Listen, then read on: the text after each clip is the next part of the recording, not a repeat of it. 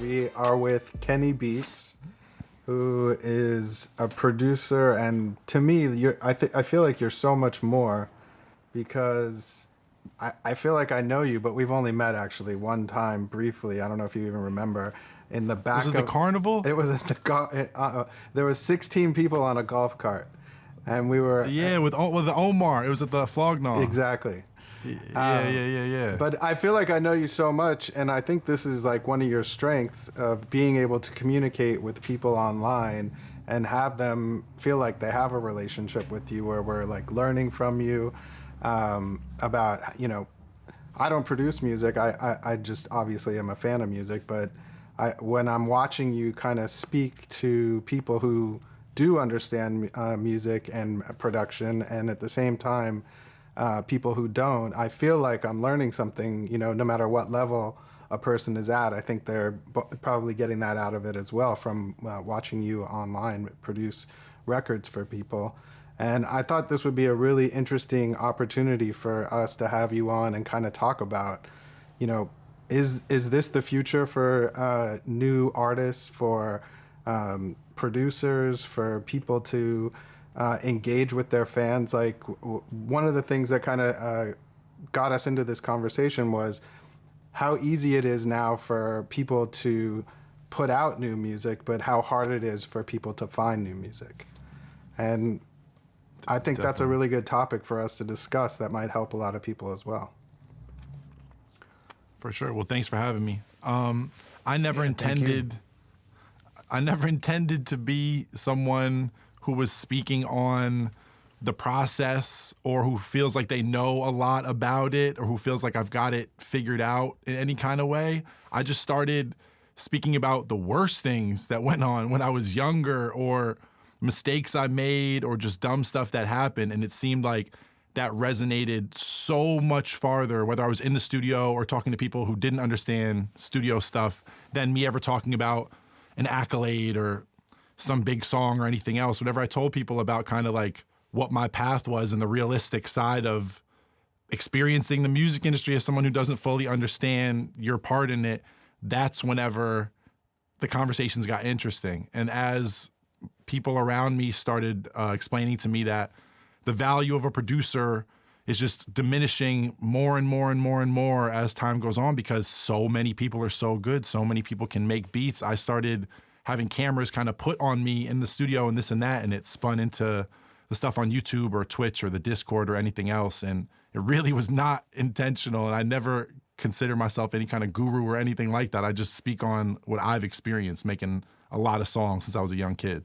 I heard you said that you think that the producers maybe, I think you said diminishing. Is it because, and you say because so many people are so good now, but is it a thing of oversaturation or access to, to equipment nowadays? Or like I want to know your opinion on that. Like, I'm 30 years old. When I was in high school, and by the way, when I was in high school, Hit My Beeper was running through every hallway. But Thanks, when I was in high school, being in a band was just starting to phase out. The idea of having a lot of kids in your school who play guitar and play instruments, and you can get together and play in a garage and start doing music together, that was already kind of not really a thing. I played guitar as a young kid. I knew one other guitar player. I knew no one who played bass, and there was like a kid at another school who might play drums. And so making beats for me was the only natural thing to do. And that's when I was 15 years old. So we're talking about 2004, something like that. At that time, it was the only thing that made sense for me to really make music was, okay, I better learn how to use a drum machine or use one of these programs or this and that. And that was me then. So think about in 2022, the idea of being a DJ, the idea of being a producer, it's not even like a weird thing anymore. It's cool now. When I was in high school, I'm 6'7". Me not playing basketball was something no one could understand. Like me having a MySpace for my beats and calling myself Kenny Beats at 15 instead of going the route of sports or anything else made no sense to anyone around me. Now it's cool. Now it makes sense, but the access point with things like Splice, with how easy it is to get DJ equipment. You can download Rekordbox for free from Pioneer and start DJing. There's so many things people can do now to start making music and get the sounds that used to be gate kept. They used to be things where you could download the fake Neptunes kit. You could get a version of some Timbo thing or whatever was getting used by Danger or whoever, but you could never really get the sounds until you were years into going to studios, trading, meeting someone on some weird forum and getting a RAR file from them. Now you download the snare you want. Now you like that Cardi, that Uzi song, you go get that kit on Reddit in 10 minutes. So if you're 14 years old, that learning curve for you is about 4 months on YouTube to be making stuff that's of the quality of everyone's favorite stuff on any Spotify playlist, where when I was younger, it took years of experiential learning and finding even the sounds, let alone wanting to be in a band or make music with instruments or this or that. It was like almost passe for me when I was a kid. So now I'm that generation where I'm 30 years old, I'm doing records with bands and I'm doing records with big pop artists and rappers all at the same time. And I can say to kids, I understand, I feel you. I know you might be from somewhere that doesn't have a music scene. There's no one to be in a band with. Production is the only way you found to make music by yourself. And now you're wondering where to go with it. I relate to that even from my younger years. And I'm old now in the scope of the internet, you know what I mean? The scope of what's going on. So for me to be able to just to speak on that, I think people are not used to relating to someone about that because it's new from my generation and forward. You know what I mean? It's not something that was always like that. It was a choice back then to be an intern and be in every single studio and figure out what drums people were using or what records they sampled to get those drums or whatever it was. But by the time I was that age, people were using the motif and people were using sounds from sites, and it wasn't really sampling off James Brown records anymore. The shit I was listening to in 2004 on the radio. So for me, it's always been this thing about access to the software, access to the kits and the sounds and the files. And right now, that takes about 5 minutes to get there. You can watch me on Twitch. You can watch a million other people. You could be making beats as good as your favorite song in about 3 weeks. It's crazy. Definitely. I mean, so at the end of the day, what are you going to do different? No one wants any T-shirt with a producer's name on it. That's never been a thing in history. So merch is out.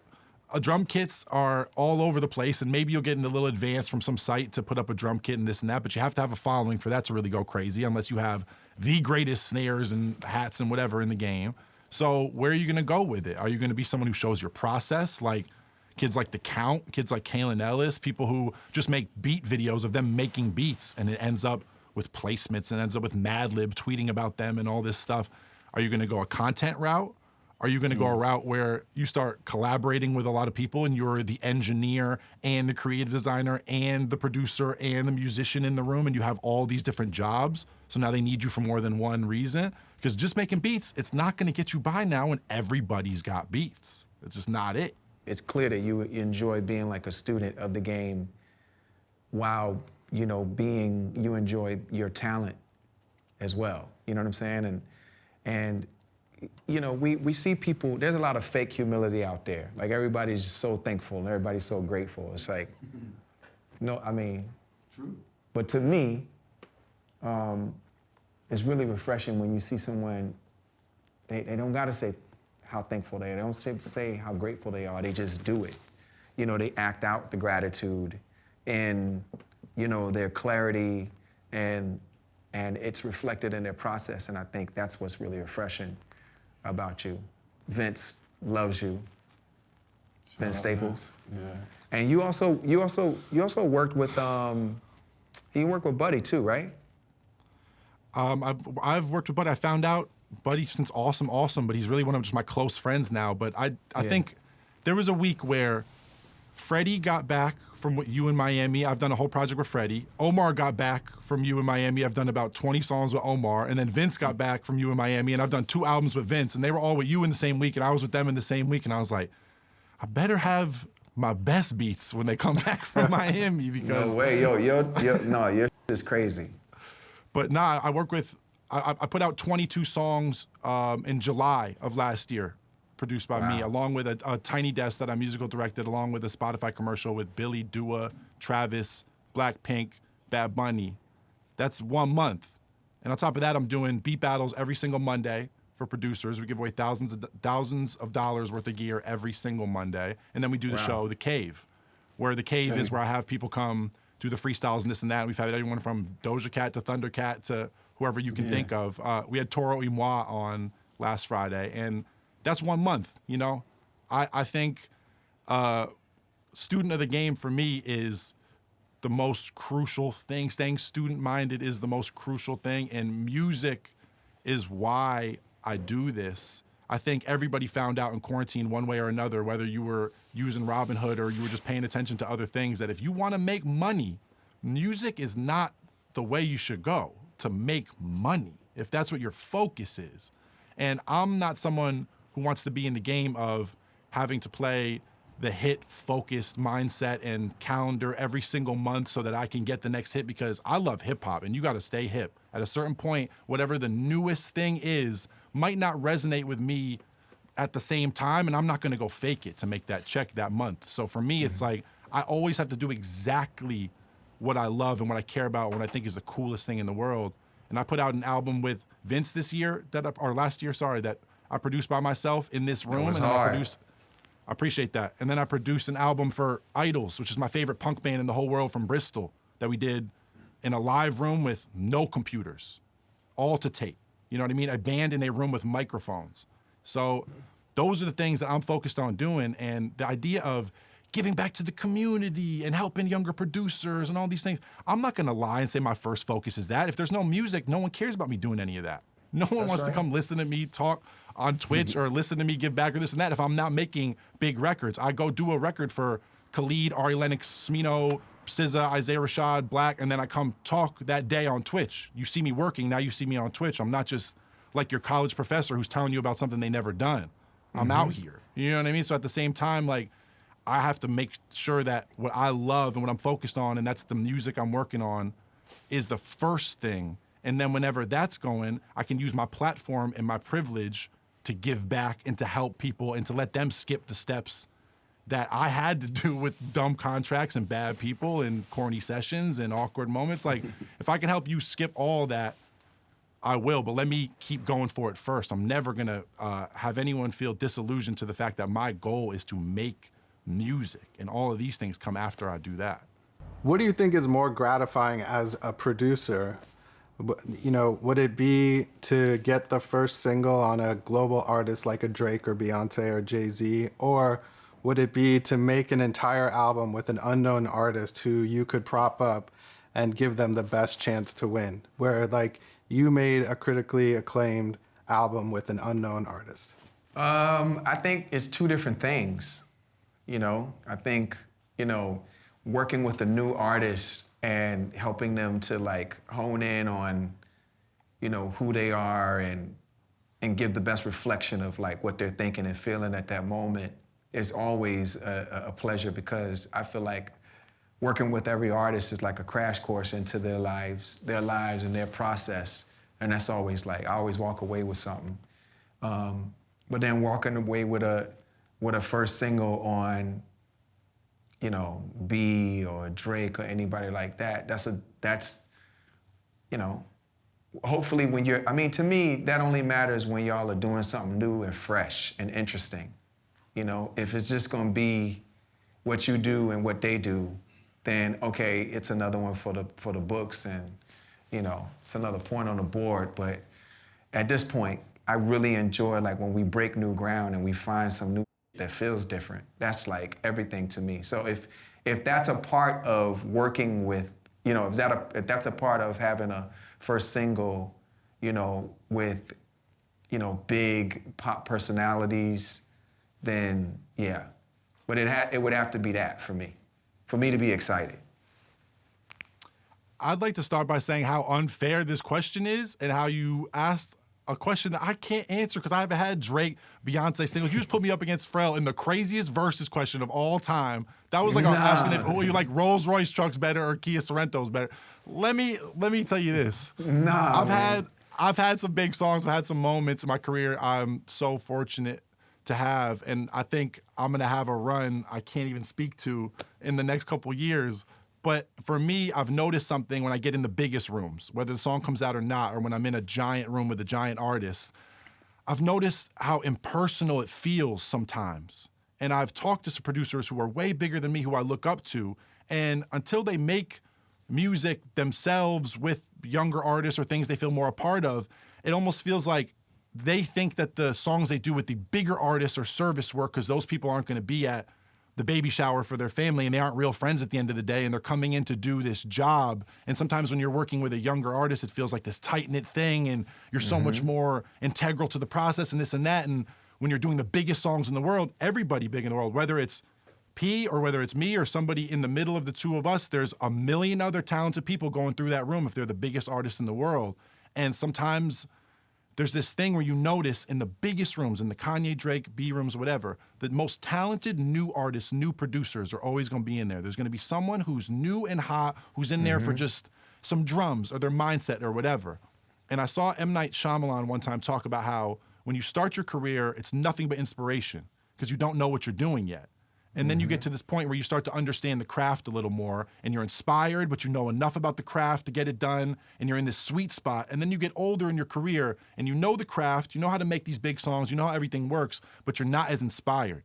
And so you bring in those young people, those new people to bring that inspiration all the time. And I noticed that in every huge room I go into, there's always a me. There's always someone who's young and nonstop energy and has the new drum sounds and the new idea about what tempo or whatever's working right now. And I feel like when I'm with young artists, it always gives me that. It's always that raw instinct, inspiration still, and there's a dash of craft in there maybe, but I'm constantly looking for that. I'm looking for just something that makes me, like P said, like breaking new ground. And I find it more often at the point in my career right now when I work with someone who's new or younger to it than whenever I get invited to the big scary session with the NDA. You know what I mean? For me, I'm finding it in the smaller rooms. NDA. I got another question, man, to go with what you were just saying. When you producing, this was both of y'all basically. When you producing a new artist, is it more of you wanting to give them the freedom to do what they do, or you look forward to you directing them? Have you ever went to a situation where the artists come in there, they so hot at the time, but they still a new artist and they so cocky that you like, man, I can't even school this guy because he think he know everything. Have you been through that? I have a pretty deep theory on this. I feel that most of the stuff I'm in love with, I was in love with it before I met you or before we worked. So you were doing a whole lot without me being involved or saying anything, especially if it's a niche regional sound for most of the rap stuff I do. I'm not from there. That slang is not for me. I don't understand how a lot of those beats and those patterns and those things got made initially. So I can only come at it as a fan perspective. Me trying to say as an accomplished producer who's still a white kid from Connecticut, this is how you should make the song. This is how you should explain your life. This is how you should come on this, whatever. I only say those things when I'm asked that question. I feel like me coming in with agenda makes no sense because I produce from a fan perspective, and I'm a big fan of everything I work on, or I don't take the session. If I can't sing one of your songs, I'm really not taking the session. So when people come in, I never want to be with the artist where I feel like I can't help, or I feel like there's nothing I have to offer. Let me just let you do your thing. I'm going to record you, and I'm going to make you a beat that you describe to me. It's never that. But at the same time, I want to make sure that I'm letting them get all their instincts out before I butt in, kind of. And I don't know what your answer would be, P. It's very similar, if not the same. You know, I'm doing it because I feel like I'm a fan of what it is that you're doing, and you know, at the same time, I like it when an artist knows what they want. You know, then we're both bringing something to the table. They know what they want, but then I'm like, okay, cool. Let's. Have you thought about things from this perspective? Meaning, you know, or have you thought about what you might sound like if you did this or if you did that? You know, just trying to introduce new textures to them. If, you know, I often say, like, if a person's voice is silk, then I introduce like rocks to them to say, how is this gonna feel when we mix these two textures together? But yeah, like he said, like you wouldn't walk into it just feeling like, oh, I know what you need to do. Just listen. Yeah, you wanna absorb, you know, the vibration of what they're giving off, you know, and what they're looking for. I mean, at least that's that's how it feels. I think doesn't the question change when we talk about songwriting though? rather than production. Because like as a Yeah, songwriter, yeah.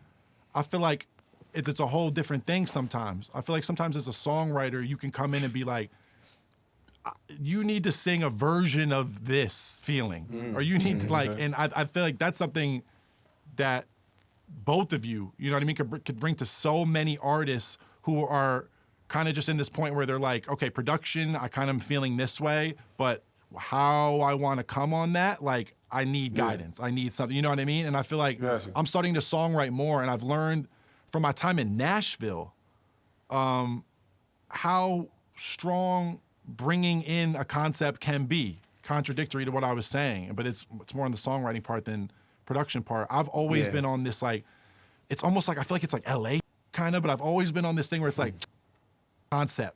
Like I'll get in rooms with people, I'll be in a room with some big pop person, and they come to me and they know I've done a bunch of rap songs and a bunch of cool, and they're like, you know what, today we're not gonna come with this like pop sensibility, let's just do some cool shit, let's just do that feels good. If every line feels good, if every melody feels good, we're cool. And I was that mindset for so long in my career. I'm Mr. Anti-structure, anti-pop. Those Max Martin rules don't apply to me, da-da-da-da-da. And then I go to Nashville, and I was with Julian Bonetta, who's an unbelievable guy, great producer. But he came in and he said something about, I've been thinking about this one concept. I think there could be a song about it, whatever. And it was such a mundane sentence. But the song came in minutes from just him saying, what about a song about this? And so same way you just said, like asking the question, how would it sound if you did this? How would it sound if you did this? I'm just starting to bring more questions, kind of. Instead of agenda, it's like, what else can I ask that I don't want to miss this? It's almost like a melody idea. It's like I'll write it down like, I don't want to miss this question. I don't want to get into the convo and forget to ask this. And I'll literally put it in the phone before the session. I'm sort of like old school, I think, when it just in the perspective of like when you create, and of course we need to get out of that. The first time I knew about a writing camp was like in LA. So it was like, I never knew what that was. We went in there and it was like 30 kids I hate a in writing there. camp. I can't lie. I'm not a big writing camp fan. Bro, I was so spooked out. It was like 30 kids in there, and they was just writing. But I gotta be honest, when I left, it was super uncomfortable. It wasn't for my session. Like I said, I'm so old school. You in there with the engineer and you write your whole record. But when I left, I kind of like understood. I'm like, wow, if one kid gets a piece and then the other kid gets a piece and they got a whole verse, it makes sense. Like I understand it. So it's like these kids, 18, 19 years old, they come in the studio, eating off, eating free food or whatever from the budget, but they coming up there and they're working all night. Then you come in and you present a whole song. I'm like, wow, that's crazy. That does make sense. But I never knew that. I never understood that. So from a producer standpoint, is it like a ghost producer is what they call it? Is that a ghost producer is somebody who just produced somebody's whole record, right? Oh, yeah. I think ghost producer is almost whenever another producer's taking credit for the work.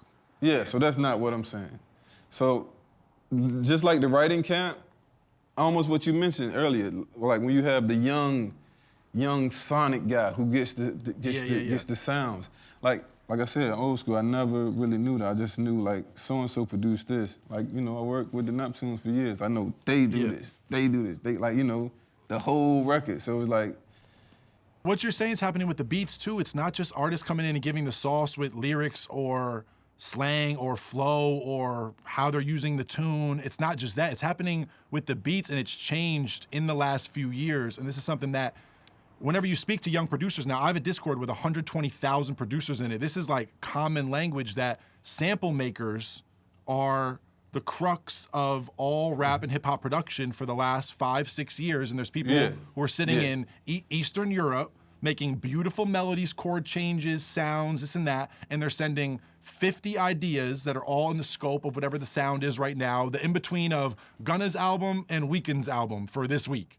Whatever's going on with those two sounds, they'll send 20 ideas of each to everybody big who's producing, and then those get dropped into a program, get drums on them, and that is a large majority of the biggest songs you've heard over the last couple of years. And then that person who's actually made the melody, the chord change, the whole idea besides the drums, they might have a nice pub deal, they might be getting a bunch of placements and making some money and helping their family, but that they're never getting any notoriety. And there's producers, you know, who have huge names and they're tagged on DSPs and their business is set up super correctly, but all of the musical content is coming from this nonstop stream of loop makers. And I don't blame anybody because I play instruments. I don't play instruments unbelievable. I play every instrument a little bit.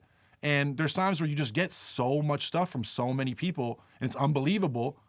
Why wouldn't you take it? And I almost wonder if it's the same thing for artists who have only written about their life, only written about super personal things for so long. And then someone comes in and brings you something that's just amazing.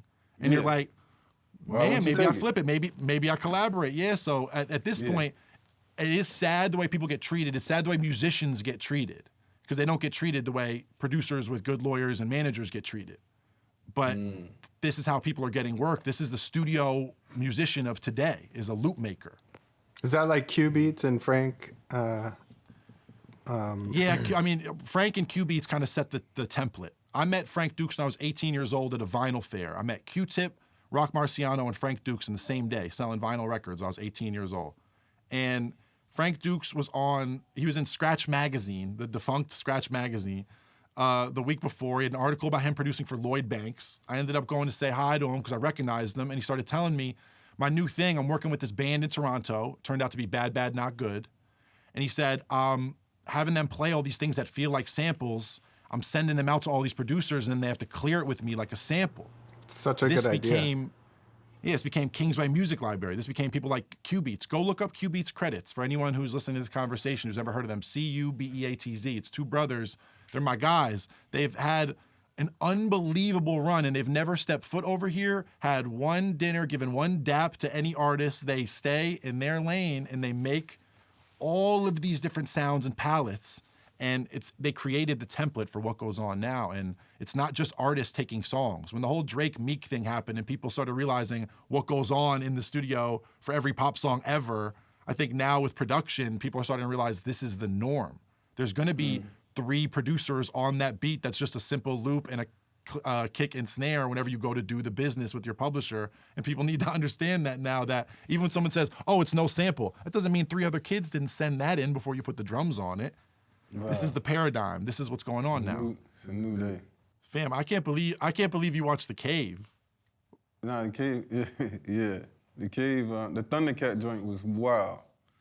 The worst episode ever. Yeah, he was wild. What happened?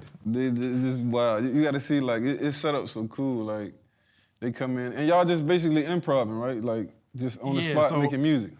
I get 10 minutes to make a beat, and the artist gets the equal amount of time to write, and then they have to go in and they have to freestyle as soon as I'm done with the beat.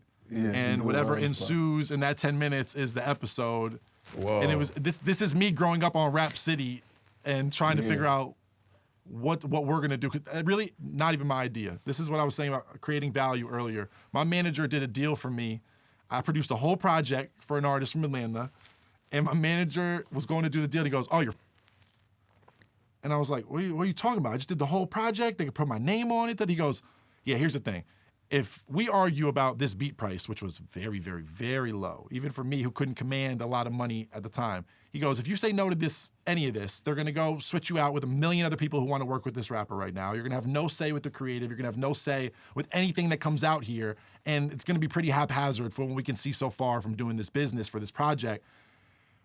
We need something to where we're gonna have people caring about you as a producer. And at the time, there would be days where Thundercat would be at the studio, Rico Nasty would be at the studio, Freddie Gibbs would be at the studio, hours later, Schoolboy Q would be there, Vince would be there, any amalgamation of people. And half the time, people would be walking by each other who didn't even know each other in the hallway. And I'd be like, oh my God, JPEG Mafia just bumped into Corey Henry and they don't even know who each other are. Like, this is crazy. Like, there's the people who are leaving from the afternoon session and coming for the night session. My manager was like, let's put a camera in the studio 5 minutes out of the month. And to be honest, the amount of guns and drugs that were coming into the cave at that time, I was like, it's over for me if you put a camera anywhere near me. No one's ever gonna f me ever again. People already have suspicions about me just because of how I look. I can't be putting a camera in there and recording these moments. And then Mike goes, no, we'll start with the homies. We'll do Smino, we'll do Rico, we'll do JPEG, and then we'll see what happens. that's the cave. And it just became this thing where we tried to put a spotlight on what was happening in my studio already.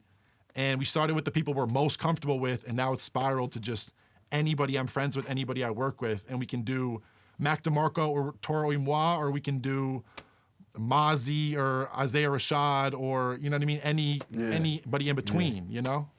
Wow. So what happened with the Thundercat session? What he drunk, like 5 Red Bull? What was that he was drinking? It's yerba mate. It's like organic Red Bull. It's like having 3 cups of coffee. He drank 5 of them. In like 5 minutes though. He drunk them in 5 minutes. Like he kept telling him, nah, chill. He like threw it back. But did he not know what it was? Yeah, He knew knew exactly what it was. He has a thing like this. He came to my house one time and he ate 11 fruit roll-ups. This is just a thing with him. I don't know what, it's a thing. But he picked that bass up. I told A-Track that you were that we were interviewing you today, and I asked him if he had any questions for you, and he just sent me one actually. Oh man. You want to hear it? Let's go. He said, ask him to talk about Loudpack and his experience in the EDM world and how he applied some of those production tricks when he went back to hip hop after. I'll see you guys next time. Thanks for having me, Fam P. Honestly, it's been so good being here, man. I'm gonna come to Miami soon, check you guys out. Man, here's the thing. He did that on purpose. Put yourself in my shoes. I'm 15, 16 years old. I'm producing for local rappers in my dad's closet. I'm turning 17, 18. I start interning at J Records under Larry Jackson. And I start interning for Johnny Shipes while he's managing Nipsey Hussle. Slowly, I start getting beats to rappers, this and that. I get a beat to Kendrick Lamar. I do a beat for Schoolboy Q. I do a beat for Mac Miller. Things are starting to go up. I'm making so much more money selling weed than I am doing music. My whole plan for being a rap producer wasn't really panning out. I'm finishing Berklee School of Music. I didn't really know what route to go. But I was making all this music, and my friend left for LA and said, yo, there's people putting up basically beats on SoundCloud right now and playing these shows for $10,000 every single night in LA. It's kind of like trap music, but it's kind of dance music. I think you should make it. That song you did for Schoolboy Q sounds like these beats. And I had done a song for Q at the time called Party that had like wubs in it, like whoop, whoop, whoop, whoop, like kind of like a dance music kind of sound, reminiscent of a dance music sound. So people started trying to tell me to just put up instrumentals on SoundCloud, and I did. And all those years of doing beats and wondering when my break would be and this and that, everything I was waiting to happen with rap production happened in about 3 weeks of me trying this new kind of music, this new dance music thing. I got an email within 3 days on the SoundCloud from Atlantic, then we got flown out, then pub deals and all this stuff I've never heard of are getting put in front of me for the first time, but it's a genre of music I don't understand. I'm not a historian of. I haven't done like my due diligence to understand who are the people who make up this kind of music and where it came from. I just start making this stuff because people tell me this is the new hot thing and I kind of like it. This spirals into years of me playing Coachellas and Bonnaroos and EDCs and all this stuff as a DJ, doing collaborations with all types of people. I started a drum kit website, and then Diplo and Skrillex and Bieber used it for Where Are You Now, and then the Chainsmokers won a Grammy using all sounds from my drum kit. I start doing all this stuff and I go, what the if I get hit by a car and I'm leaving behind, I couldn't, it hurt my heart so bad at one point. I was in Australia and I said, I'm done with all this. I'm only producing music I really care about. Everything was really tough for a couple months. My dad was in a coma. I went into $70,000 worth of debt. I canceled a bunch of bookings. I had $1,000 in my bank account. And right around that month, I did a Hood Rich Pablo Juan project, then a Rico Nasty thing, and then the key thing, things turned around. I'm here now. But that time period was a big pivot in my career, and I felt like there was years I wasn't being as true to myself as I could have been, and I was kind of making this thing because it was working, and it was the first thing that paid my bills doing music. But as much as I joke about it like it was a dark time, I learned so much over those years, DJing, so much about playing shows. It's what made me a DJ. It's why, like, we just did a show for Don't Overthink for my brand in Central Park for 5,500 kids. Then the next week sold out the Novo in LA, brought out 13 guests for a $30 ticket. I wouldn't know about production, running a show, any of these kinds of things if it weren't for my years in electronic music, doing dance stuff. But man, do I not listen to that now. That's crazy, man. That's quite a story.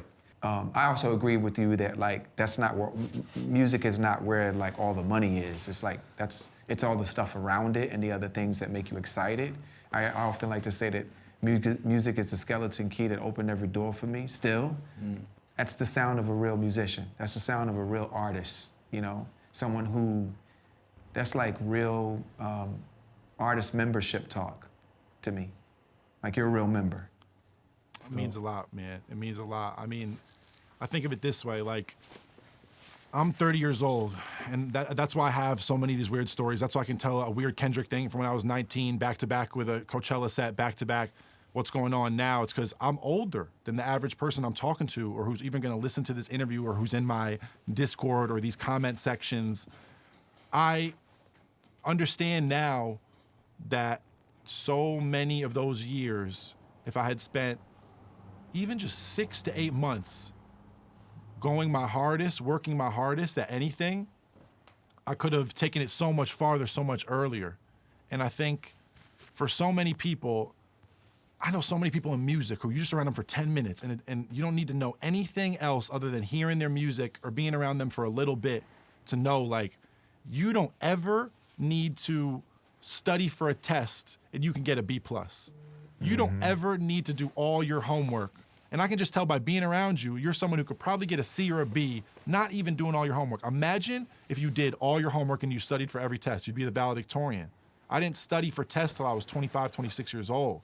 And that's one thing I can impart on people now is 8 months of not going out, just working on your music, learning new skills, this and that. You could put yourself ahead of so many people around you. You know what I mean? And I feel like I didn't really put everything I had into music until I was way older. And now what it feels like when you get back all the work you put in, I've realized that I was coasting when I was younger. Just making beats is coasting. Not getting better at your instrument is coasting. Like not being an engineer when you're in the studio all the time and you get there with an artist and there's no one to record them and you can't make a song. It's like I got to a point where I didn't want to coast anymore. I wanted to see what 16 hours a day for a year would get me.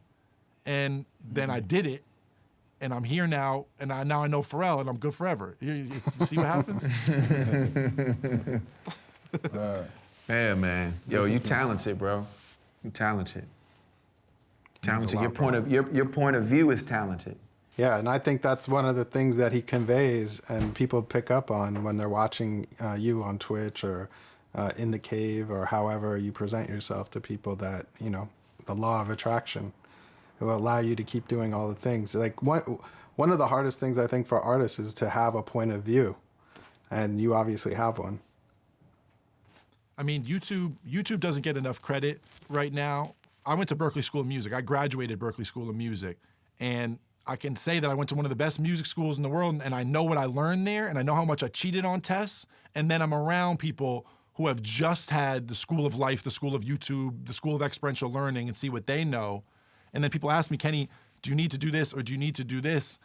And one thing I realized that I can tell people or I can teach people is this social side of it or the talking to people side of it. They're having the point of view side of being a producer or being someone in music, because every YouTube tutorial, every class I took, every single thing where people teach you something about how to be in music, how to produce for artists, whatever, they never teach you about how to be a normal person in a room. There's no splice kit that you can't buy a personality on any drum kit website. You know what I mean? Like you gotta learn, people gotta want to be around you. You know, people gotta want to listen to what you have to say. All those hours in between the genius moments, they gotta feel like eating with you and being around you, or it's really gonna be service work. And you gotta be a really good sound designer and producer to get in that room and for people to say, all right, let's get those sounds and get them out of here.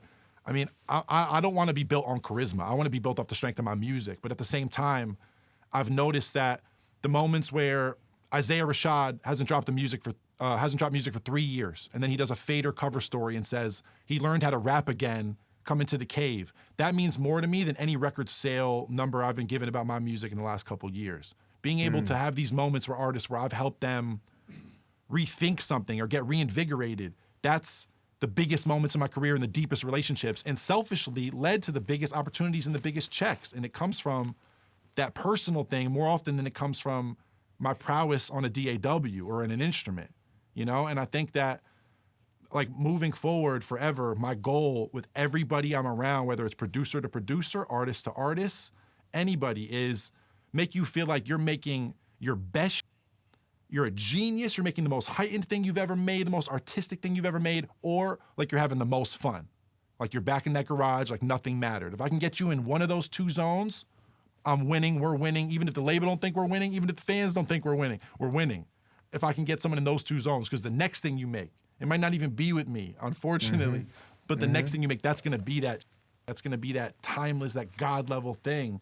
You know what I mean? And I think I get people there so much more often relating to them than I get people there with how well I comp their vocals. But I can comp the hell out of a vocal, don't get me wrong. I was just watching you earlier today on, I think it was Twitch actually, and talking about that artist that you found in your Discord, DVR. I'll cry right now. Talk about that, because I think that's important. I'll cry on camera. Holy shit. Okay, so I started streaming in the pandemic. I had no plan. I thought I was gonna like show people songs I'd made or make beats. Started doing beat battles, and I realized it was a really good way to like give people a shot to get a bunch of followers, a bunch of attention during COVID, when it seems like, what's the point of making music? I can't even continue with making music for so many people. So I started this Twitch channel, and through the beat battles and through us uplifting so many producers and so many great people coming out of the battles, my Discord started to get out of control.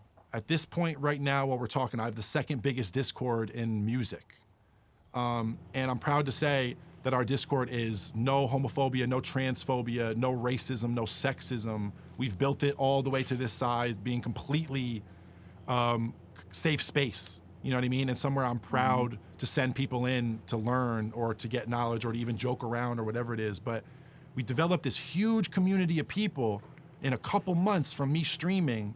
And one day I go on, as usual, with no plan, who knows what's gonna happen, and all my moderators, everyone who runs my Discord and my Twitch chat, everybody who's like my favorite people, the screen names I recognize, every single person is saying, Kenny, you need to hear this kid, you need to hear this kid. There's a 16-year-old who just posted their first music, you need to hear this. And I got about 40 DMs about it. So there's a video of this. I logged into Twitch, I pulled the video up. The song was called Muscles by DVR, and a 16-year-old started watching me during COVID on Twitch and got a demo version of Ableton. So this is the free version. This is before you can afford the program. He downloaded a demo version of the program and started watching me recording guitars, recording whatever. He made a 4-track EP, and he posted it in the Discord. No followers, no anything, never released music, never put out any music, never done anything but play some instruments when he was younger. Started recording when my stream started. I played it on stream. The next day he got hit up by 3 managers. 3 days after that, Polydor calls me. 4 days after that, XL calls me.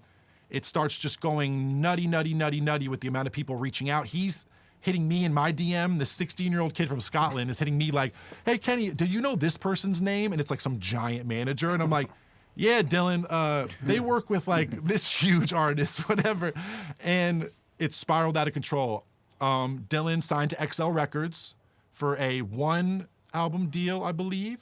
He works with the same management team, I think, as Zed now. He has an unbelievable situation and a good deal. And like I said, skipped so much of the deals, the weird contracts, the weird issues in the music, and he got straight to, I'm 17 years old, I'm signed to the same label as Adele. All I did was start watching a Twitch stream and making a couple songs for fun. And he released a song today, actually, on XL Records, and it's like, this kid's on the same record label as Radiohead, as Arca, as timeless, game-changing artists. And he's a 16-year-old who went in my Discord for fun, and he never paid me $1. I don't make $1 off him. I don't sign his pub. I don't own nothing from it. He wasn't even subscribed to my Twitch, which costs $5. Like, this is someone who came in our community and has flourished and has a good situation and great managers and a great team and a great deal and is gonna be a force to be reckoned with, and skipped the 7 years I had or whatever it was. And I talked to Dylan today and he goes, Kenny, I'm sitting in the XL studios. I know we around a lot because him and I shit on each other all the time and joke all the time. He hit me and was like, I know I take the piss a lot with the Scottish slang, but he was like, man, I'm sitting in the XL Records studio right now and just thinking about sitting in my bedroom a year ago is just crazy, man. And That's amazing. I'm not attributing that to me. I'm not putting that on my shoulders. This is not, I made this dream happen for a kid. I started going on Twitch and this community turned into this big thing. And when these kids realize none of us are paying for this and we can blow each other up off the strength because we think it's good, no A&R meeting at any label right now is more important than that or more powerful than that. Nobody who thinks they're reading the trends right now on any app or anything knows better than this 120,000 creators in this Discord. And when they all point a finger at something, that kid signs to the same label as Adele. And they learn that in that moment. And now we do a thing where we have these days where we'll just show a new producer's YouTube or some video they made related to one of our beat battles. They'll get 500, 600, 700 subscribers in 30 minutes. And I know from the time I was 18 to right now, whenever a giant artist posts your name as a producer who has no followers, you might get 50 people that day. If you get in Fader, Billboard, this, that, and you get a post from SZA, and you get a post from somebody even bigger than that, you might get 150 followers that day. If 700, 800, 1,000 people all go say, we love this kid's music, we think this is amazing, you're gonna keep making music. You're gonna keep trying, you're gonna keep uploading, you're gonna keep going for it. And we've learned that in this space. And he's not the only one. This kid signed to XL, but we've had kids start working at Warner Brothers, get huge placements, together start collaborating and put out albums. It's nonstop, and it goes so far beyond me. I'm not even in charge anymore. That's so cool. It is. That's Man, what it's about, it's like, though. That's actually a good question. Like what I posted on Twitter, like if you're a brand new artist and you have, let's just for the mental exercise, call it a hit song. What does a brand new artist with no following do right now in order to start the fire? who is your best dressed friend? Who is your friend with the best taste? Who is your smartest, most money-focused homie? You're good at music. And you might be one of these people who knows about treatments and knows about how to hit the internet and knows how to edit that TikTok video and knows how to answer that your fake email and pretend you're your own manager. You might be one of those people. But I do music. I'm a music person. I didn't know how to create value for myself until I had a team of people around me all doing things equally as good as I'm doing the music, AKA the artwork, AKA how we're presenting this to people. 10 years ago, when I was making music and I was in my teens, people would say all the time, if it's good enough, people will hear it. If it's good enough, it'll get out there. If it's good enough, someone's gonna find it. That is in 2022. Please don't tell a young creator that. Please don't say that to a young musician. You're a if you say that to anybody. It's not true. With the amount of stuff coming out now and the amount of push and the amount of infrastructure on these apps for algorithms and this and that, it's not gonna see it through if people don't have a way to get interested in it. So you gotta have some reel or video or artwork or some way for people to come to your page and feel something that makes them want to click play. And for me, I need my friends to tell me what clothes are cool right now. My other friends to tell me what oil painters that aren't passe. My third friends over here to link me to animators because that's not my world. So build your team. Build that collective of people around you who all want to go equally as far and who all do different shit. And it might just be the homies right now who aren't as passionate as you are about music. You might be the person who has all this equipment and you're so music focused and all you do is, they might right now think they're gonna do 10 other things, but they're the best dressed homie, or they're the really like tasteful homie, or the one who knows everything about films. That might be your manager, your creative director, and you know what I mean, your distribution person. And I found that out in my 20s that the coolest people around you make your cooler. And putting that all on your own shoulders, I think, can be an insurmountable task sometimes when there's a million people who do all those things well. Great advice. But where do you think the song starts in order, when you have all that stuff? Like, it just feels like there's so much noise right now that it's really hard to break through, even if the song is quality. I've never felt this tsunami of doubt about music I'm gonna make or what the people around me are capable of. I think some people have this thing where, man, am I even good enough?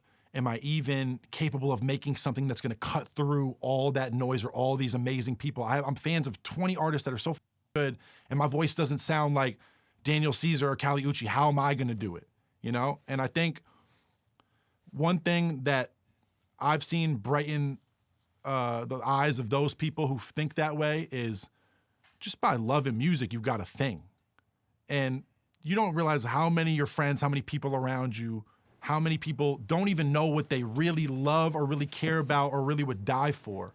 And when you have this thing like music, like art, like something creative in any way, and you really feel like, I would do anything in the world to make this happen. I care about this more than I care about love or money or anything else. This is what matters to me. If you feel like that, it doesn't matter if you're good enough. You're gonna work harder than the person that's good enough. You're gonna persevere through the moments that are super rough when it comes to than the person that's good enough. And one of the saddest things to me is how much music we lose because of the music industry.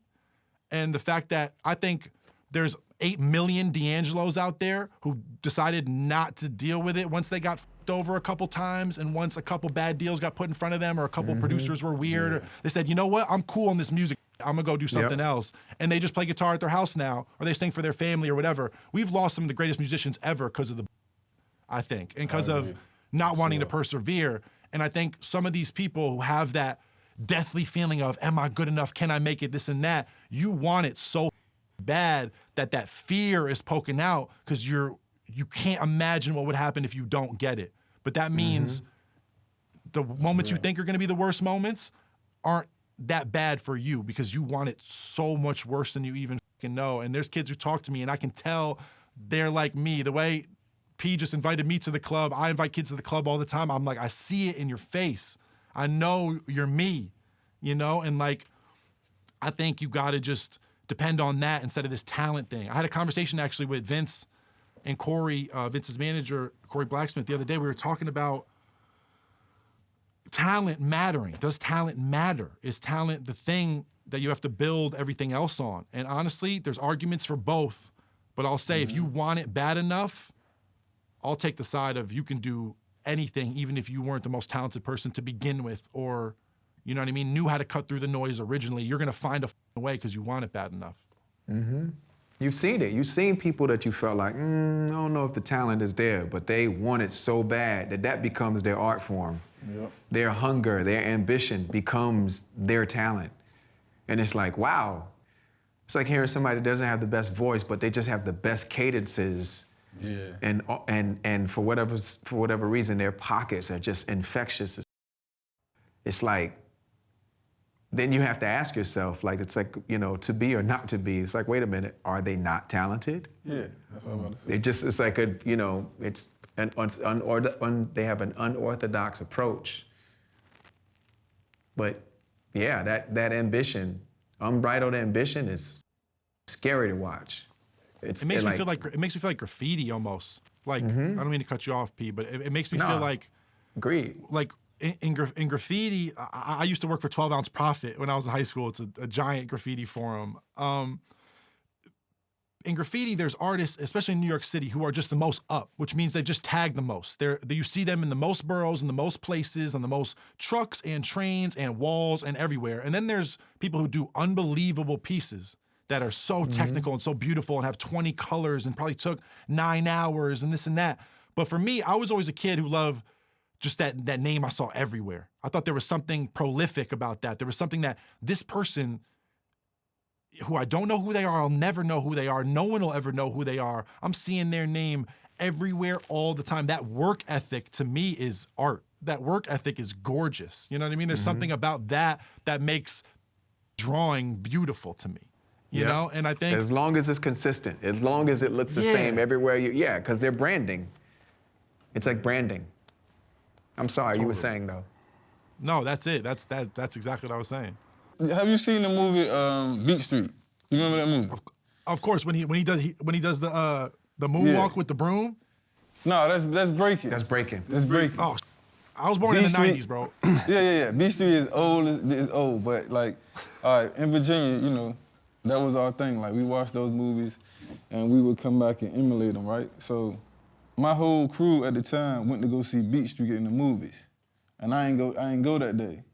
So, you know, all of them went to see it. They come back so hyped. Everybody had the goggles on, the Daniel Boone hats and you know, the fur joints. And they was just so hype about how the movie was. So everybody had their parts. And like, yo, I'm Lee. I'm Kenny. You know what I'm saying? They had, you know, they breaking, we breaking. So I ain't see it yet. And I'm like, yo, I need a name. It was like, you spit. So I'm like, all right, I'm spit. So this whole time, I'm breaking and stuff, thinking I'm spit. I see the movie. Spit was a hater. Spit was the one who painted over people's like the graffiti. He died in the movie. Like, damn. I was like, why you? But I was so hyped when they came out. Like, you spit. I'm like, all right, I'm spit. So for like 2 weeks, I'm spit. Then when I saw the movie, I'm like, man, spit is horrible, man. he would hate on everybody joint. So like what he's saying, you see the tag everywhere, like it'll be a train come across, like, you know, cool, hip hop, hold on, stop. Then later that night, spit whole job is to just wait till late at night. Yeah, destroy the and spit on your joint. Yeah. But I was just like, yo, why would they do that? That was random, but the graffiti made me think of that. That's the worst crime you can commit in that world. That's the Right? meanest thing you could ever do. I liked Beat Street better than I liked Breaking. I like Beat Street better than Breaking. But I loved Wild Style. See, now then I heard, you know. Wild Style's like the main one, yeah. Yeah, Wild That Style was, was like the sick. authentic joint. Yeah. That was probably a little too authentic for me at the time. You know what, honestly, that was a different time. If you go back and look at The Message. Yeah, look at the and message. look at the gear that they have on. That was us. That was a different time. No, I wasn't wearing that. I was wearing that. Oh no, not the disco boots and shit. Yeah. I'm talking about They had cowboy boots, all kind of leather. The tassels and yeah. That was wild. It was wild. Can I say a random related fashion theory that I have that'll be very good for this conversation? Of course. I think that the Beeper video T-shirts had a lot more influence than people give credit for. The big text on the T-shirts, I feel like that video, and I remember seeing it on Vimeo specifically. I don't remember why I remember seeing it on Vimeo, but I remember it being really. I remember seeing Beach Cruiser exclusively on Vimeo. By the way, I ran down on Chad in a parking lot in Virginia Beach for the stems of Beach Cruiser, and I got them in like 2014. Different story. But yeah, those text shirts was like, somebody just asked me about those recently, man. That's crazy you said that. I feel like there was a wave of that, and I might get in huge trouble right now, and someone might say like D4L or one of those white tee videos or something there was a timing issue, but I feel like there was a thing with tall tees with big text, and that was one of the first times I had ever seen that in my life. And I'm not any kind of fashion guru, but I really have a theory that set off a lot of in that video. That was early, but to be honest, like I think that was Push's idea. That never left my mind. I don't know. I felt like it was very influential, and people don't give it enough credit. Whoa.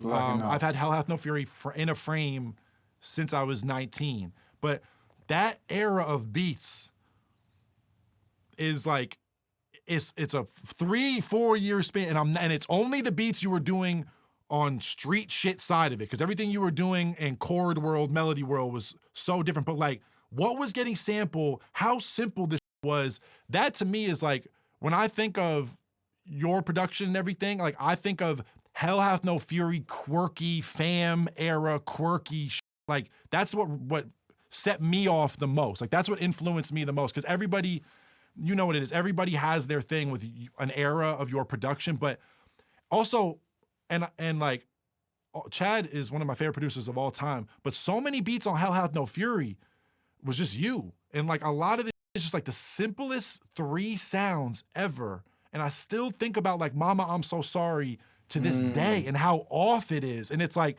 it's almost like the way Dilla, Madlib, D'Angelo just drunk and was so drunk and like swung so like, felt like a little kid.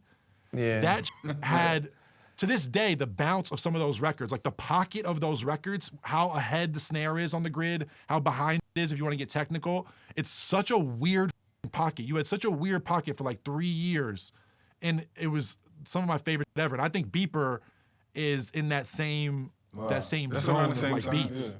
Yeah. Wow. Well, Hell Hath No Fury, I was imitating, I was pretending that I was Primo. And And I think with Like, Hit what My makes you just Beeper- do Ride Around Shining with just a, like just a chime? That was and all. drums, That was all like wannabe Primo. Wow. wow, but not doing it sampled. Yeah, nah. Wow. Because the thing is if he's sampling somebody really doing it.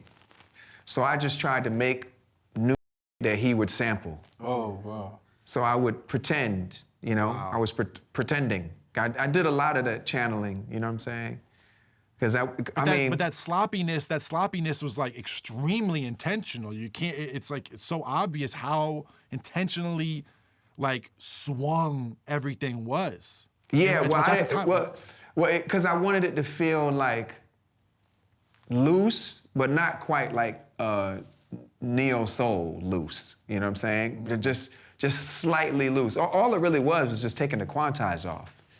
Yeah, you know what I'm just playing, saying? right? Yeah. You know, hi-hats, take the quantize off. Leave it on for the snare and the kick, but take it off for the hi-hat, and it just give it a little bit of looseness. So the snare was never late, the kick was never late, but the hi-hats just gave you like the illusion that it was loose.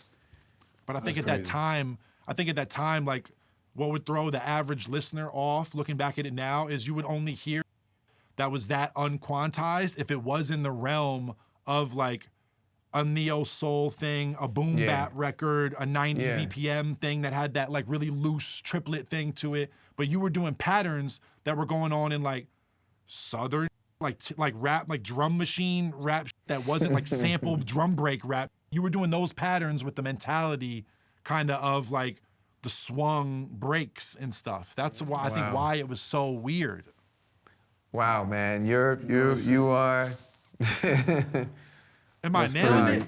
Nah, you are. You absolutely. That's crazy. And I think for hit my beeper, I was still like, man, what would Manny do if he was like, Bam, bam, bam, bam. yeah, Bam, bam, bam. yeah. Wow.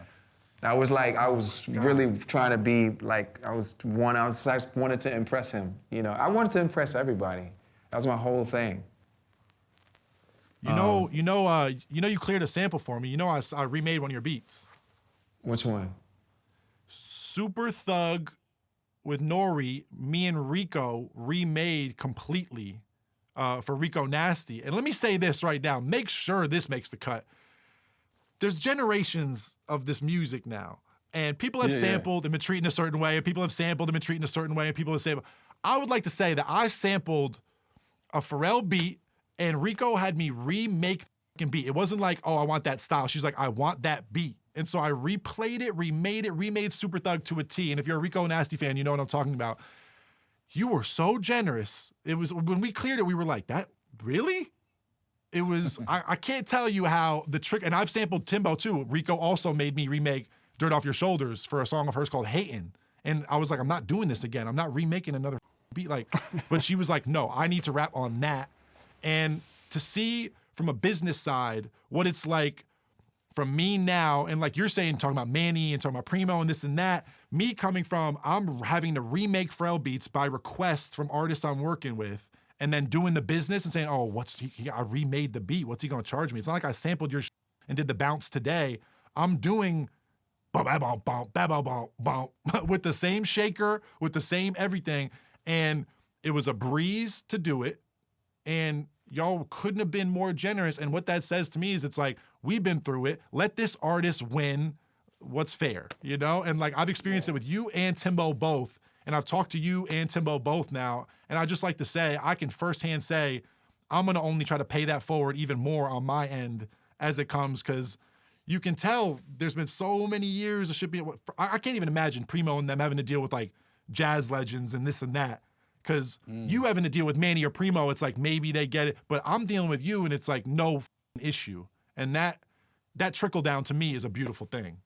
Oh man, listen, the privilege and the honor is mine, you know. I'm just grateful I still get to do what I love to do, you know? So for me, it's just like great to see really talented people make music that feels good. It's a very interesting time right now, though. I will say that. It's a very interesting time. I feel like the pandemic prevented a lot of people from going outside.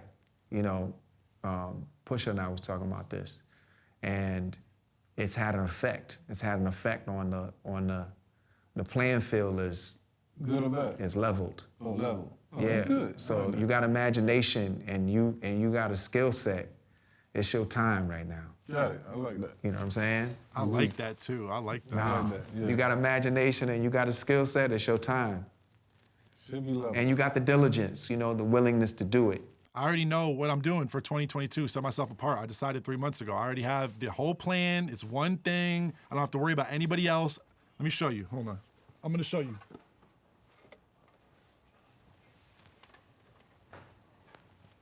Okay. You're bringing instruments back? Let me show you. Here's the thing no one was thinking about for 2022. Sitar. Wow. Who's got sitar on a record? Name a hit record in 2021 with sitar. Nah. So see, it's not as hard as P's making it seem. You just gotta have that spark. Well, look, I didn't mean it and that it's supposed to be hard. I think it's gonna be easy for people like you, Because I bought a sitar 4 days ago and I made 20 sitar beats, so I hope this works out for 2022. it's gonna be great. Listen, the way Steely Dan uses the sitar and a lot Nicely. of the the 70s, well, 70s, late yeah. 60s, early 70s Donovan. bands. Oh my God. I can only imagine. I can only imagine where you're about to take it. This is my first time ever hearing of a sitar. Didn't I blow your mind this I'm sure I time? heard one. I didn't know what No. You make me feel brand new. That's right. Where is the sitar? Oh, I thought it was a guitar. So many classic hip hop samples have a sitar in it, but my favorite, that you said it first, my favorite one, the reason I bought it was Bad Sneakers, Steely Dan. Bow, bow, bow, bow. That's my favorite one. Whew, Steely Dan. Best music documentary in the game, Steely Dan Asia. Yeah. Y'all gotta just watch it. It is No. my favorite music in studio documentary maybe ever. Wow. Done. Scott definitely seen it. Yeah. You saw it, Scott? I've seen it, yeah. Yeah. When he talks about the rappers sampling his music, He talks about them doing how rich he Uptown got. Baby. Uptown Baby. the exact opposite of what you guys just discussed. This has been a treat, bro. You are exceptional. Man, it means the world for having me, guys. For real. When can we listen to some music? Whenever. Man, let me know what's up, bro. I'm working on 8 million albums right now. I got 3 albums ready for 2022. Wow. Oh, congrats, man. That's amazing. But man, we gotta just hang and listen to some music. I just want to play all music. That's what I'm good for. Is I'm always listening to 100 new artists. I'll play you everything. I don't sign pub. I don't sign artists. That's not what I'm interested in. If you make a playlist, we'll add those songs to the playlist. Oh, 100%. I'll make it when I get Yeah. home. I've been on a real UK thing the last 2 days. I'm almost exclusively listening to only UK artists that I'm excited about. I think the hottest things coming out of the UK right now is probably Pink Panthers. Yeah. Really. But at the same time, like I'm such a big fan of this kid named Nux. He just did a Color episode 2 days ago. KNUCKS. He has a song about he has a song called Home. I think it's the most beautiful song about knife crime I've ever heard in my life. Knife crime. I'm busy over there. Wow. Got you. All right, cool. Thanks, man. I appreciate it. Again, thank you for doing this, man. This is a pleasure.